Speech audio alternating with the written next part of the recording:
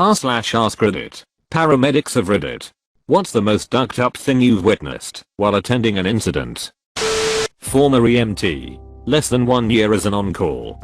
3 years as beach EMT/lifeguard. This is a call that made me quit.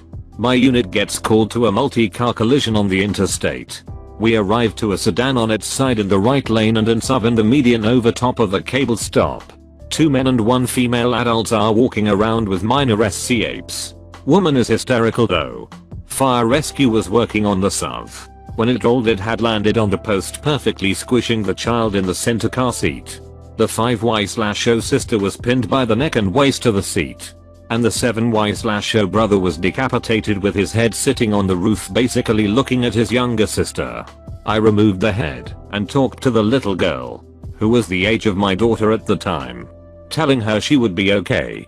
Fire rescue cut the cables to release her from the seat, and because there was tension on the cables, they moved and basically sliced her in half. She didn't make it the 20 feet to the ambulance. Literally died in my arms.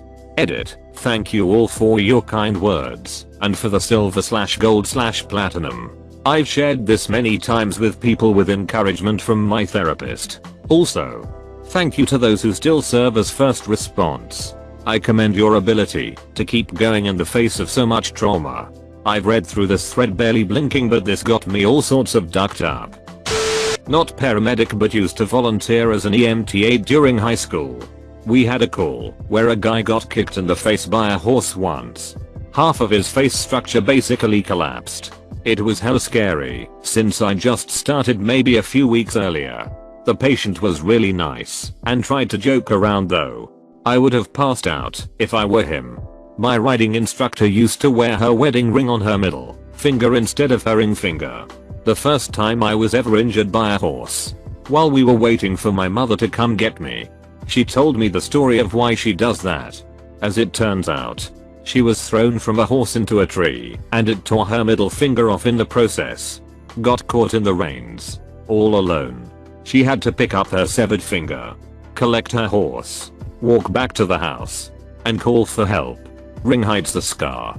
I cold gone without reading that story. Edit. To everyone that wonders why I'm in this thread. Copy of a response to one of them. Lol. I'm fine. Maybe even a little fascinated with all these stories. Mostly because I cannot place myself in the situation of the person getting hurt. There's a comfortable distance.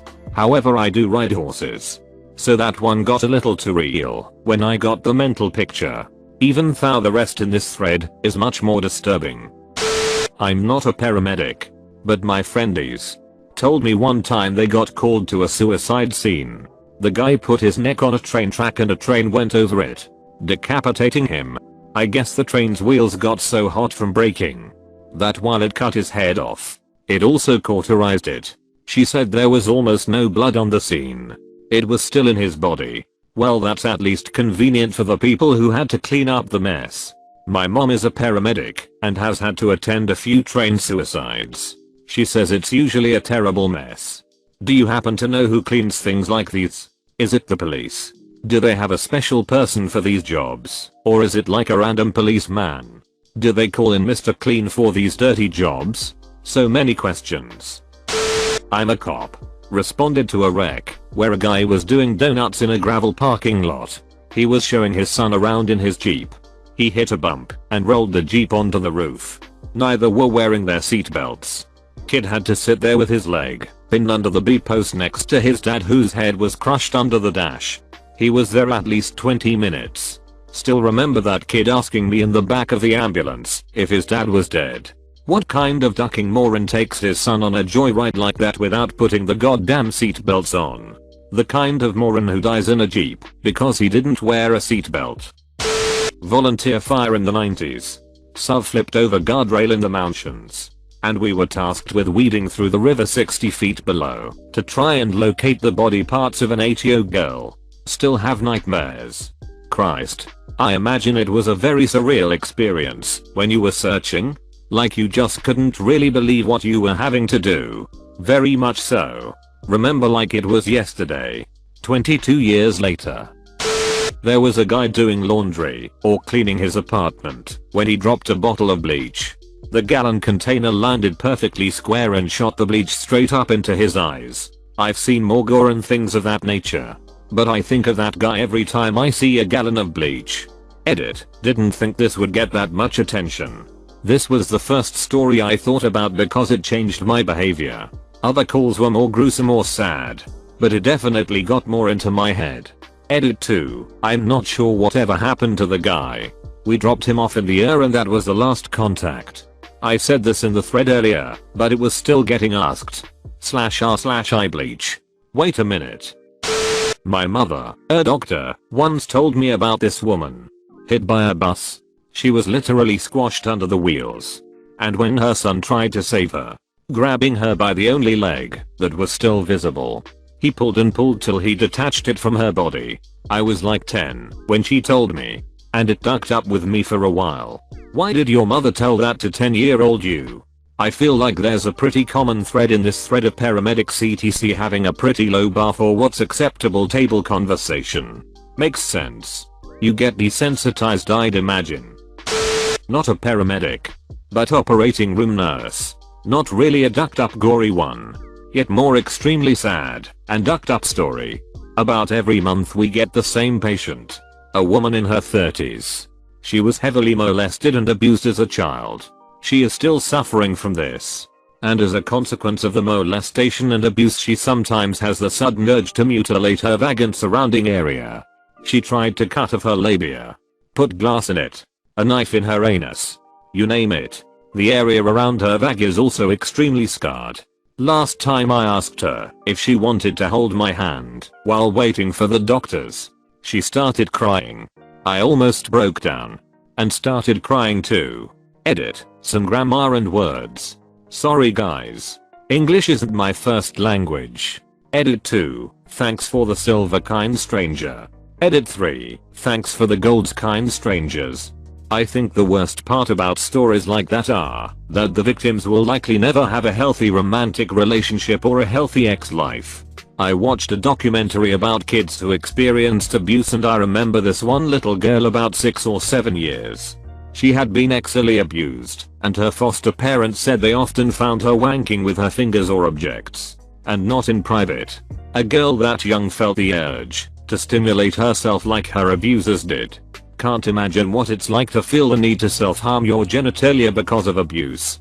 I used to work as a direct care specialist at a home for disabled kids, and my favorite patient, who I was assigned to for a year and a half, was a little girl who wasn't disabled at all, save for having been so traumatized by the sexual abuse she experienced at the hands of her father that she literally couldn't speak for a year after the state took her away. After putting her to bed, I used to have to check on her every 5 minutes until I knew she was for sure asleep. Otherwise she'd start wanking with literally anything she could get her hands on. Barbies, blocks, whatever. If she could sneak it into her bed, she'd penetrate herself with it. One of the hardest nights of my life was after the therapists at the home decided, for whatever ducked up reason, to allow a letter from the little girl's parents to be given to her. It was filled with, "Daddy loves you. Daddy misses you." That sort of thing. She went absolutely ballistic. It was New Year's Eve, but I ended up skipping going out and stayed at work instead for several hours past my shift ended, because she was clinging to me and crying so hard they were basically screams. I still think of her every New Year's Eve, and I still wish I could murder her father with my bare hands. My neighbor is a firefighter/EMT. I had to tell him to stop sharing stories, but here's one anyway. Girl ran over her boyfriend with a car. He got stuck underneath and was SC8 down to nearly nothing on the pavement for about 2 miles. Like a bloody piece of chalk, my neighbor told me. Dispatcher had a call a while back just after a bad car accident on the interstate from a lady who had passed the accident. She thought she'd hit a deer. She'd actually hit half a body that had been ejected from one of the vehicles, but we didn't tell her that. We advised her to pull over to the side of the road and wait for the deputy to come talk to her. That's urban legend levels of F-ked up. Guy fell onto a toilet roll holder, pierced his eye straight into the back of his skull. Even carefully moving him You could hear it scraping the inside of his skull. Another time a woman giving birth to a stillborn. She had special needs and didn't know she was pregnant. Had visited the doctor 4 times for abdo pain. No pregnancy test was done. About 26 weeks. Had been dead for a few days at least. Beetroot in color. The woman had sepsis and preeclampsia. We delivered the baby. Rushed in a bolus of piperacillin tazobactam. Diazepam and blow lighted her in. I will never forget handling a floppy stillborn whose head just felt like a bag of broken crockery. Its skull bones sliding on top of each other in both feel and noise. Guy fell onto a toilet roll holder. Pierced his eye. Straight into the back of his skull. Even carefully moving him. You could hear it scraping the inside of his skull. Makes a change to the usual tale where they fall onto it. Naked. In the shower. I swear these toys just fell into my eyes. Not me. But a cop I know said they got a call from a man planning to commit suicide and he wanted them to clean up the mess before his wife got home. Did the responders get to him before he tried to kill himself? Sadly no. They tried to keep him on the phone until they got there. But he hung up on them. Checkpoint. r/I bleach. This comment is just below a story of a guy who accidentally bleached his own eyes. And someone else in it replied with r/I bleach. My mom has a story. When she was driving to a party with her friend, they saw a wrong way driver on their road. So she quickly pulled over. She got back on the road. And a few blocks later she saw the drunk driver T-bone another car in the intersection. They ran out to help. And the victims of the crash were a senior couple. Both about 65 years old. The wife was very bloody and wasn't breathing. And the husband spent the whole time asking questions like where's my wife? And will she be okay? He didn't even worry about himself. Broken arm and everything. The ambulance came and picked them both up.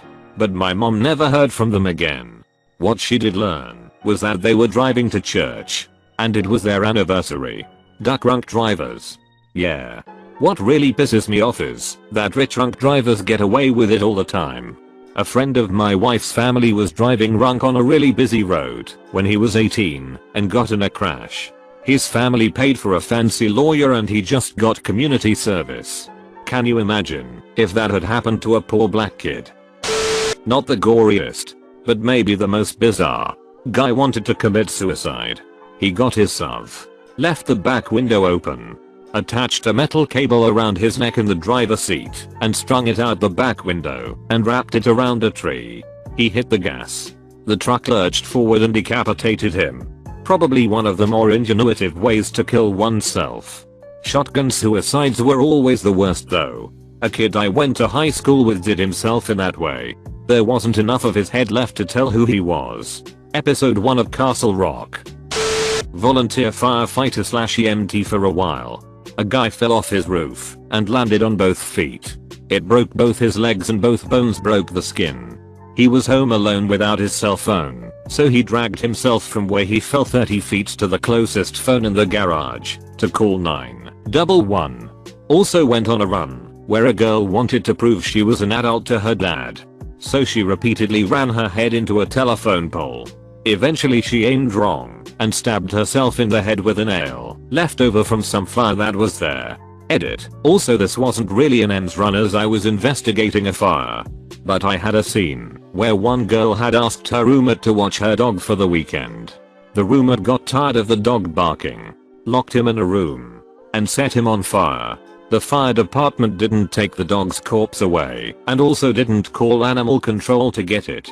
So when I got there a week later after a week of 90, 100-degree temperatures, the dog had basically decomposed into the floor. It was the most disgusting thing I've ever smelled. The roommate got tired of the dog barking, locked him in a room, and set him on fire. You know, as you do. What makes people do these things? Do they have no sense of scale or consequence? Surely there was a voice in their mind saying this dog is annoying, but not as annoying as 5 years in prison? What makes people do these things? Lead poisoning. Not at work responding to a wreck, but a car went off the road right outside my house. They hit a concrete drainage cylinder in the ditch. 2 passengers were ejected through the windshield. 16 and 18-year-old girls really badly cut up. The 18-year-old's face was hanging off pretty much while she was laying on the hood. Then she screamed about her baby. Found an 18-month-old wedged underneath the passenger seat in bad shape. Unresponsive. It was a pretty hard scene, but as far as I was told the baby survived, but with lifelong injuries. Girl survived. Barely. Driver was drunk. Ducking drink and drive. Was the baby in a car seat? If the baby was wedged under the seat I would assume either no, or the car seat wasn't buckled to the car or the baby wasn't buckled to the seat. Ducking. Like and subscribe.